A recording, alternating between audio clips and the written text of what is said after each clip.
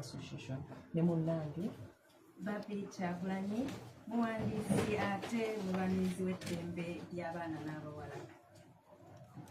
Entebbe Express egaddwa waggulu. Oluguudo lwa Entebbe Express Highway lukedde kuggaya enkya ya leero olw'ebitongole by'ebyokwerinda ebitegulula bbomu tewali mmotoka gyekkiriza kuluyitako. Akalippagano k'amaanyi nnyo ng'emmotoka zonna kati ziregiddwa kuyita ku luguudo lw'Entebbe olukadde era adumira poliisi mu Kampala n'emiriraano Rogers Nsereko Kawuma aliko by'annyonnyola. Kuno kutegeeza abantu bonna abakozesa ekkubo lya Entebbe Express nti waliwo aba bomb squad abalina bye banoonyereza ku kkubo eryo era nga traffic yenna divertingirwa okudda ku Entebbe Road enkadde okudda mu kibuga era n'okugenda Entebbe. Mugumiikirizeeko akalipagano kangi naye tugenda kulaba nti embeera yonna edda mu nteeko musobole okutambula kinnawadda naye kaakati ekyo kyekiriwo era nga tusaba mugondere abasirikale ba traffic babagamba okukola embeera bwe naabazze mu nteeko tujja kuddamu tubate mutambule nga bwe mulina okutambula. Mwebale nnyo, mwebalire ddala. Nga Uganda yeegasse ku nsi yonna okukuza olunaku lw'abakyala olwaleero. Abamu ku bakyala abakulembeze ku mitendera egy'enjawulo bawadde bannaabwe amagezi okukozesa tekinologiya aliwo okutandikawo wamu n'okuyitimusa emirimu gyabwe basobole okwongera okwekulaakulanya. Olunaku luno lutambulidde ku mulamwa nti obwenkanya mu by'ensoma, sayansi ne tekinologiya olw'obwenkanya mu kikula ky'abantu. Ng'emikolo emikulu giri mu Sanga Town Council mu disitulikiti y'Ekiruhura. Minisita wa sayansi, tekinologiya n'ebyobulamu Dr. Monica Musenero Masanza agamba nti olunaku luno luteekeddwa okuyigiriza omwana omuwala okwettanira tekinologiya baleme kubirikira abalenzi. N'omwana w'obuwala olunaku luno lwakutokebera mulanga eggwanga lyaffe erya Uganda ne gavumenti ffenna batuwa omukisa okulaba nti bwe tusigala mabega bannange ku lunaku luno olw'abakyala naye ate nga lunaku lwakuzuukuka okulaba bintu ki bye tubadde tusigadde emabega. Ekintu ekimu gye tusigadde emabega kw'okumanya n'okukozesa sayansi, tekinologiya n'obuyiiya. Mbadde ndaba ku rizalisi ezifuluma eza UNEB okuviira ddala ku pulayimali abaana b'obuwala tetukoze bulungi sayansi ng'ab'obulenzi. Naye bannange sayansi si w'abasajja naffe abakyala tumusoma baddawo bakubiriza twenyigire ennyo mu sayansi kubanga ebirimu ebijja n'emikisa egijja giri mu sayansi. Dr. Ruth Biggins Kakasolo akulira projects mu kitongole ki Private Sector Foundation Uganda agamba nti omulamwa guno gujja kuyamba nnyo abakyala okumanya enkozesa y'emitimbagano okutumbula wamu n'okutandikawo emirimu.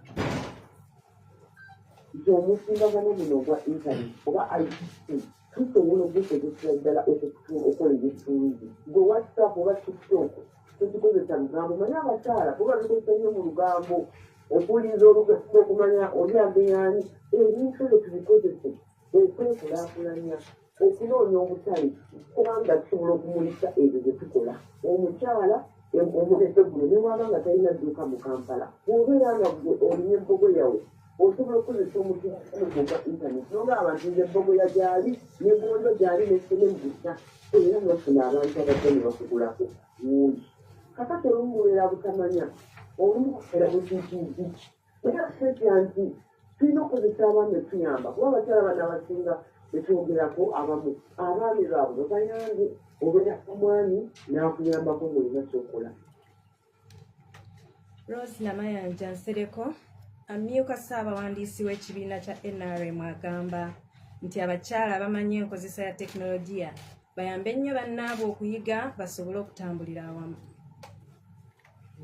Mu Uganda abasawo abakyala bali ebitundu 37 bayinginiya bali ebitundu 7 abakubi ba plan aba architects bali ebitundu 2 butunula social media n'olwekyo digital divide abakyala bakyali mabega ku bya technology bw'otunulira mu mirimu egiri mu gavumenti abakola mu bitongole ebirimu ICT abakyala bali ebitundu 31 abaami nga bali 68 n'okusoba. Ekirala nti ku social media ono mu kifo ky'okuvumirira social media twongere kunnyonnyola bantu n'abakyala bonna wamu nti social media tumukozesa tutya okufuna ssente, kubanga ensi endala zikozesa social media kufuna ssente so si lwalirwoka. N'olwekyo ogwaffe kwongera kubangula mwana muwala akozesezza atya social media okwejja mu bwavu ng'alanga byatunda ng'asomesezaako abantu n'ebirala ng'ebyo.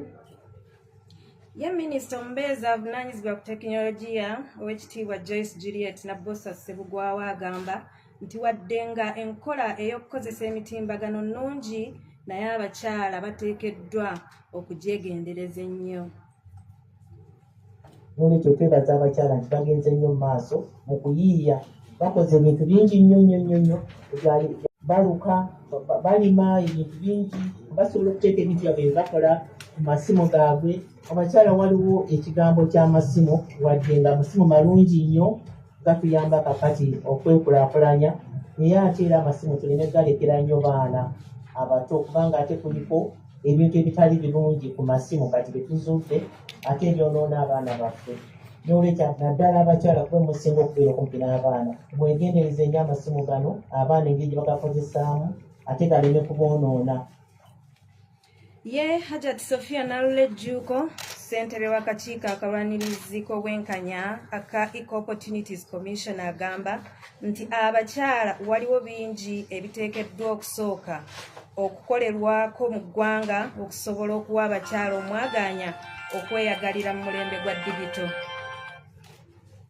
Mu Uganda g'amaziba gali nti abantu bakozesa nnyo amasimu era ennamba y'abantu abalina amasimu yo yeeyongeredde ddala, naye challenge ezimu ze tukyalina mu Uganda kwe kubeera nti network coverage olumu ebeera nzibu, naddala mu bifo ebyo ebiri ewala amasannyalaze kwakakati okusobola okukozesa essimu yo olina okubeera ng'ogikyaginze. Wenkubirira mukwano gwange wona minisita nankabirwa abeere nga amasannyalaze agatuusa mu kitundu kya Uganda, n'abantu abalina puroguramu za sola nabo bayambe bannayuganda buli wamu we bali abantu basobole okubeera nga babeera ku mutindo guno. Era njagala kukubiriza abakyala bonna gye bali bagezeeko okubeera nga babeera ne skills ezikozesa endigito. Ye minisita w'ekikula ky'abantu emirimu n'enkulaakulana Betty Amongi agamba nti gavumenti ekola ekisoboka kyonna okulaba ng'eziba emiwaatwa egiremesa abakyala okunyumirwa ssayansi ne tekinologiya.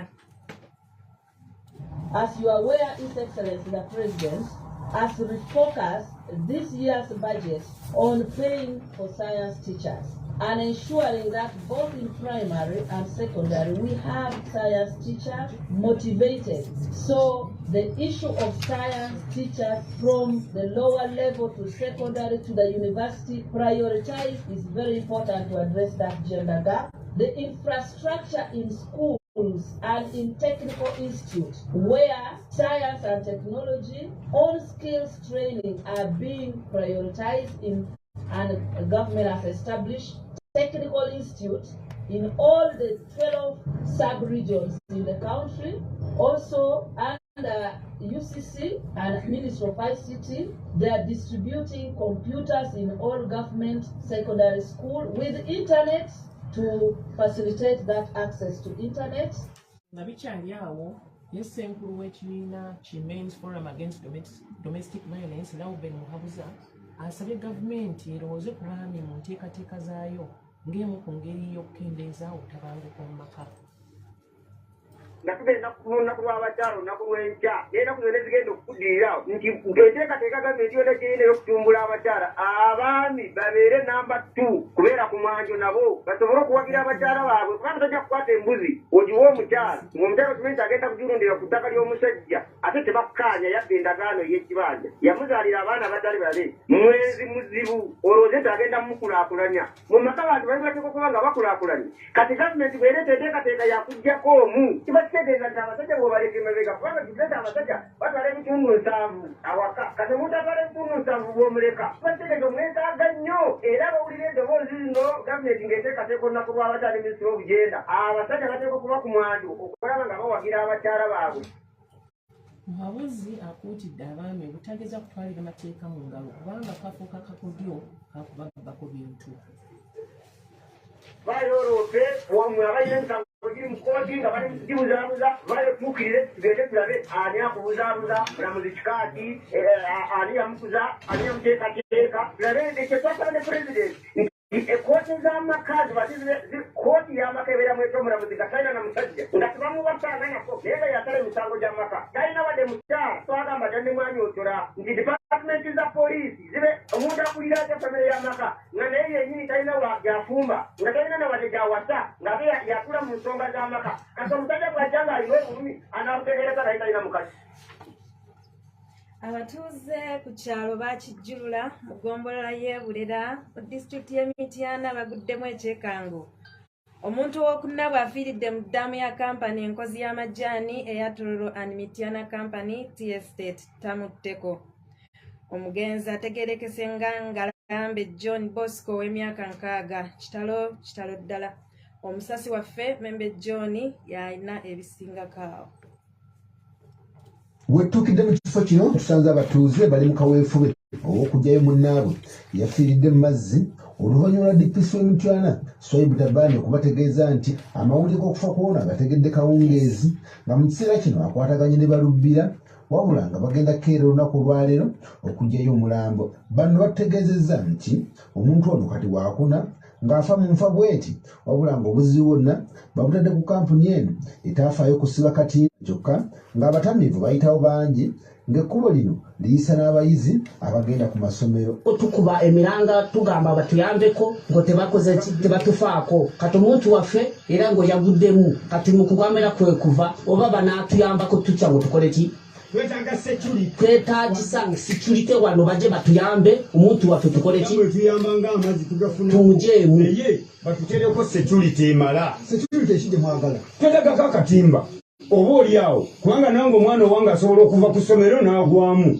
okiraba tuba tufuna obuzibu ng'obwo naye security tugisaba etuyambe daamu etekebweko akatimba daamu eno yenkanite nene kubanga bwogenda eri mumakati oyinza n'okufiira n'okusukka ekkubo liri baaliziba kampuni yennyini netugobayo naye kampuni webanga esobola otuwa obuyinza oba esobola otuyambako etutereko akatimba oba etuwe security emala balinga bana naye buli omu abiraba bulabi bwatyo nebikola ki nebikomawo mumbale magalo omuntu mumugyeyo tubone tusaba tumugyeyo tumuteeke waka ayina abantu be naffe weetuli poliisi atugambye nti ejja kujja kumakya. Mu kwogerako ne DPC w'Emityana Swaibu Tabani ategeezezza nti enkya ya leero bagenda kubukiriza nkokola okulaba nga bajja mu kifo kino ne balumbira okuva ku nnyanja bamala okulaba nga banyolola omulambo gw'omugenzi. I've told the OC that it's really like, I was supposed to use the fire brigade. So I have told them, let them preserve the thing and we shall be there in the morning. Yeah, we shall come. I myself, I will be there. Let's move on. This is the way it is. We shall come in the morning. In the morning, we shall be there very early. It's ready. It's also ready for officers to go into the water. Manager wa kampuni eno Francis Mukonyeze ku lukomo lw'essimu ategeezezza nti kituufu ddaamu eno yaabwe wabula ebisingawo tutuukirye OC wa police station y'e Bulera. The dam belongs to the company. So in any detail regarding the completion and all that, and they establish the board of that, then they will refer you to the human resource manager, the spokesperson of the company, does not leave. That's the consulting the wrong person who will mislead you the more. Tuviridde ku kifo kino okusanga mukaaga ez'ekiro tulese abatuuze bapondoose emiti gye babadde batemye okusikayo munnaabwe nga bagirese oluvannyuma lwa DPC okubategeeza nti be balina obuyinza okugyayo omulambo guno. Ku lwa CBS FM Manso eryavubuka b'omulembe omutebi nze Membe General mu disitulikiti ey'Emityana. Mu mboozi yaffe ey'obutonde bw'ensi nga tujaguza olunaku lw'abakyala tukuleetedde omukyala eyasematuka Ssaabayeekera Joseph Kony nga kati yalabirira nsolo za mu ttale. Omusasi waffe Diana Kibuuka alina ebisingawo. Barbara Alapo ye mukyala akulira abalabirira ensolo ku Uganda Wildlife Conservation Education Center Entebbe Zoo. Mu Lungereza bamuyita Animal Curator.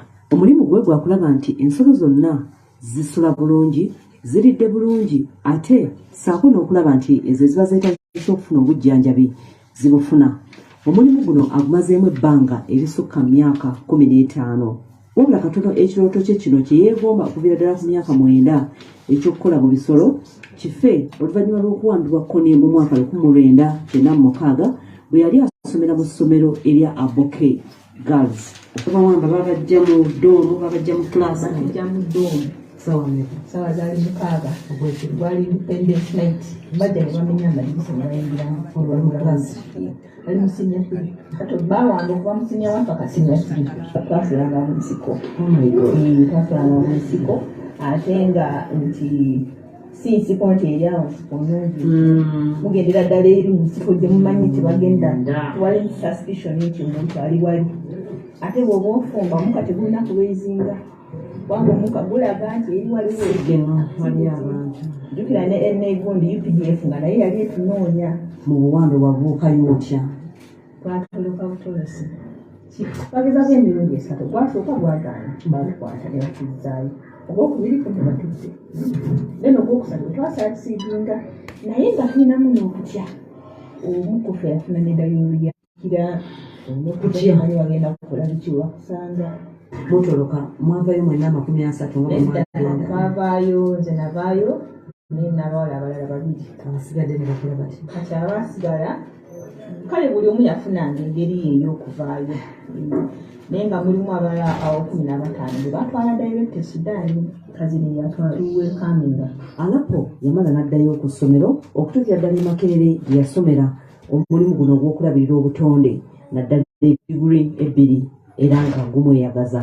Ekintu Katonda kyatuwadde ekirungi ennyo butonde era ensolo zezimu tulina ozikuuma kati wetuzikuuma obulungi nakyo kitupikira okukola ki okuuma ne muyitiriza mutalina buugi bwanywa mweno ensolo muziwa obuugi zirina kunywa sukaali zirina kunywirako amagi eryenvu supplements calcium biki kati mwene temusobola biwa muntu naye ate ensolo zibirya anti kati ffe tuli mu nsolo era tuliga n'abalala abali mu malwaliro amalwaliro ga gavumenti yonayina gye bali basomere ku ffe nti bwe baleeta eddagala ly'omulwadde baliwo omulwadde era ku budde amazima gennyini. Ku lwa 89 katonyeze Biriman so radio y'abavubuka b'obulembe Omutebi ndi Diana Kibuuka. Business News amawulire g'ebyobusuubuzi wano ku 89 katonyeze Biriman so Business News amawulire g'ebyobusuubuzi. Mu kujaguza olunaku lw'abakyala olwaleero bo abakyala abakola emirimu egy'enjawulo beekokkodde abaami abasudde obuvunaanyizibwa bwabwe mu maka. Omusasi waffe Farida Bongole yalina ebisingakaawo. Abakyala bayaaye okuleka abatuzaala okutandikira ku myaka 20 okutuukira ddala ku myaka 3 oba 4 bayaaye bonna buli bwokwatako ayagala ssente tewakyali mirembe. Newankubadde nga olunaku olwaleero eggwanga lyegasse ku nsi yonna okujaguza olunaku lw'abakyala naye bangi naddala abamufuna mpola bagamba nti tebukyalina amakulu okuggyako lwabo abali mu gavumenti nga n'abandi bagamba nti abasajja be bandirujaguza kubanga bawerako be bafuuka abakazi nga bagala kuweebwa buweebwa. Kitandikidde ku bakyala ab'omu butale lwandivuddewo ne lufuuka lunaku lw'abaami kubanga obuvunaanyizibwa bwonna bwaggwaawo kati abakyala tulinga basajja buli kimu tukyekolera. Njagala alina bandi mutuyambe muswala mwe bwenyini mwe muba mufuuka abakyala mwe muba mutandika okujaguza osanga abakyala 8 ku 10 nga buli omu akugamba yalina obuvunaanyizibwa bwewaka ng'abaami bo babeerawo obuvezi n'okwewaana beewaana nti omukazi atalina ssente talina kyanyamba. Bali badde olunaku lw'abakyala lukoma ku bamaama baffe naye essaawa eno buli mukyala gw'osanga nga si mukulu aba yeenoonyeza bibye obawulira bakugamba beetaaga ssente obufumbo bwafankuwe buli kimu beetaaga ssente. Kituuseeko ne mu bakyala abatunda ebyokwewunda by'abakyala naddala ab'okugazalandi mu Kampala. N'olabirira omusajja n'omusasulira akatigo n'omulisa n'omwambaza akola mu bwakuzaalamu n'akulekera obwana n'olabirira. Abaami bajja kusobola abakyala bambale komesi banyimbe. Siina lunaku lw'abakyala lwebuliddemu ndi ku mbere nga nakyali anti ssente tetulina. Museveni twamugazalandi atuwa ku katende twekulambulanye awabalina ati olunaku lw'abakyala mba ndwagazaaki ninga musajja nze sirumanyi. N'abakyala b'omu Kinnamwandu naddala abafumba emmere beekokodde abasajja. Abasajja twabakoowa tebakyayagala kutwala buvunaanyizibwa nga balabirira mukazi omu. Baagala abakazi 8 kati ekivaamu bo be baagala mbu babalabirire. Kolayo ebiri ng'atwalira mujjawo kati tetwakoowa katukole ezaffe tujja beerawo. Tetulina kwaliba tulina kutuula waka mwami atulabire. Si omwaga nti babajja manju. Manju ki? Mbadde nga bano mu Kinnamwandu bayagala. Tebakyayagala kukola. Baani.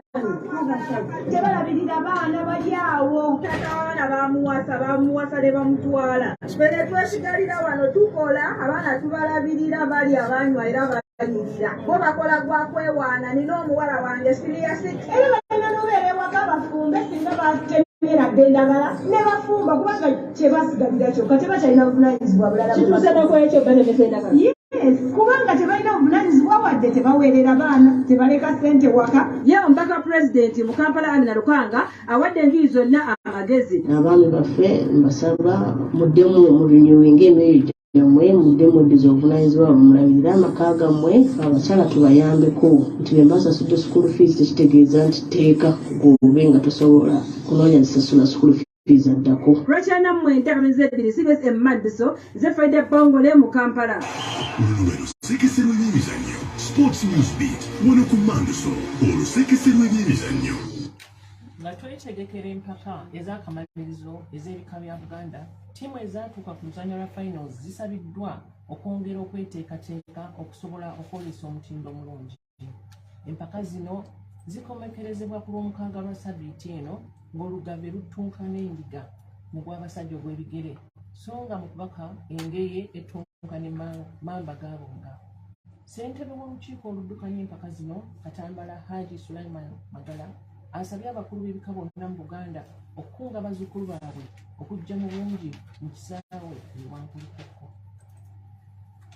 Nkubiriza bajjajjaffe bakatikkiro b'ebika ebyenjawulo okubeera nga mukunga abazzukulu mu bungi okubeera nga bajja tumalirize enteekateeka eno gye twateekateeka obulungi ng'ate mukijjukira bulungi twagiteekerateekera mu bago pya. Nkubiriza bati managers bonna okuleeta abantu baffe bonna ge twatandika nabo emipiira gyeze. Njagala okusaba abazzukulu ba Buganda mwenna naddala abavubuka Ssaabasajja Kabaka bwe yakwasa omulembe guno omutebi okubeera nga mweyuna enteekateeka eno mujja tuyimirire wamu lwe tunaayimirira awamu tujja kuba tulaba gye tulaga. Mukama bampera omukisa nga mujja.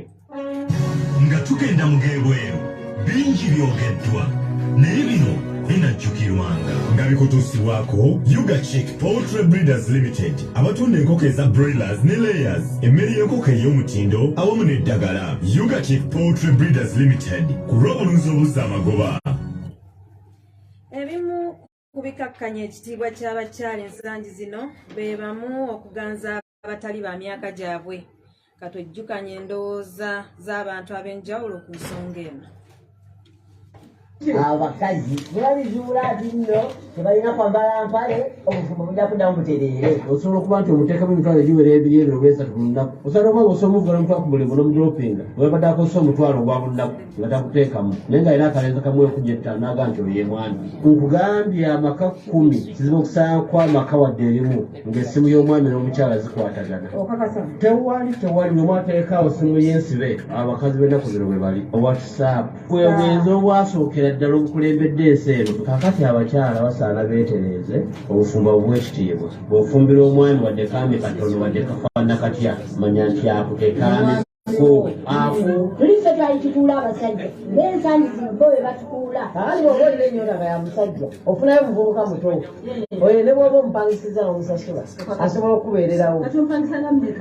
Tekyetagala kupangisa kiri awo kuba nabo balina era ebizibu byabwe. Wafuna maama nga naamuguliranga ekyemisana n'ekyeggulu namuwa ne transport amubeezaawo era nadde ekibuliga n'abeerayo naye kimubeezaawo kanange ekizibu kyange kyenjagala kimmalidde nabo baetaaga keya yakulya kuba nabo tebakyayira bali ku street bejeera bwenjeezi. Si mukwano naye ensonga za byanfuna kati kyobola nti abavubuka baagala bino ebikazi ebikadde kuba kusoberwa kati omuvubuka omuto ate bwakwana gwe maama kwegamba akumalako ebirowoozo byonna n'owulira ng'ate omutima guwewedde naffe kyova olaba nga tubeera bwetutyo olaba ng'owewedde olwo gwe omwoyo mmekawo omuvubuka omuvubuka era muteesa nga munaaye weyiyeyo akasaati kaako abakyala mususiza obwenzi abasajja mugenda batemula butemuzi abakazi bafuuse bapakasi mu maka gaffe seetezo n'afuna mu transport n'agenda wa boyfriend we ate mujukireza abakazi tebakyawa we yasookeyako ayinza n'okuddamu n'addamu n'amwagala kubanga iwo alina waasula otasobola mupangisiza waasula abakazi mulekeraawo obwenzi naye omusajja bw'okwata mukazi wo ng'ayenze kuba enduulu abakazi abenzi bona mubakwate mubaze waabwe.